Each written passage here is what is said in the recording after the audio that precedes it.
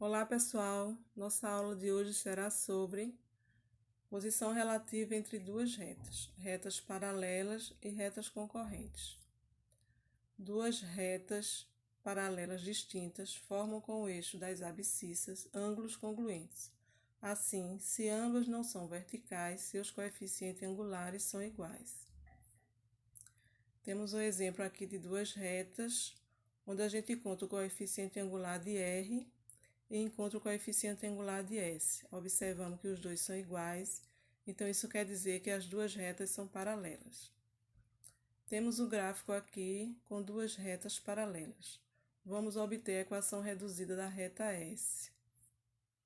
Então, eu encontro o coeficiente angular de R. Com o ponto que eu tenho em S, eu substituo na equação e encontro a equação reduzida de S. Retas concorrentes. Duas retas distintas que estão em um mesmo plano são concorrentes quando possuem um único ponto em comum. As retas concorrentes formam entre si quatro ângulos e, de acordo com as medidas desses ângulos, elas podem ser perpendiculares ou oblíquas. Quando os quatro ângulos formados por elas são iguais a 90 graus, elas são chamadas perpendiculares.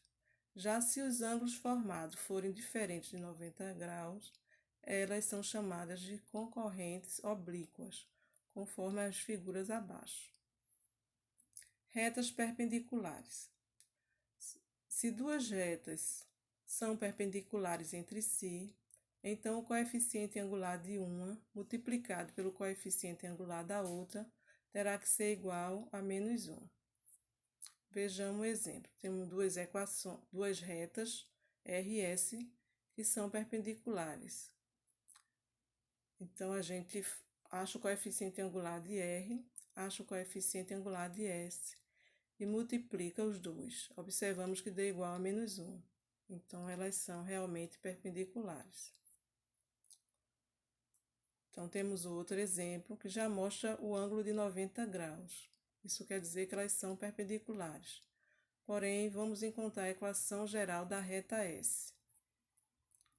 Então, eu encontro o coeficiente angular de R e faço a multiplicação e obtenho o coeficiente angular de S. Então, substituo na expressão junto com o ponto de S e encontro a equação geral da reta S. Uma outra maneira de obter a equação reduzida da reta. Eu tenho a equação geral e observa aqui o coeficiente angular M é igual a menos A sobre B e o coeficiente linear é N igual a menos C sobre B.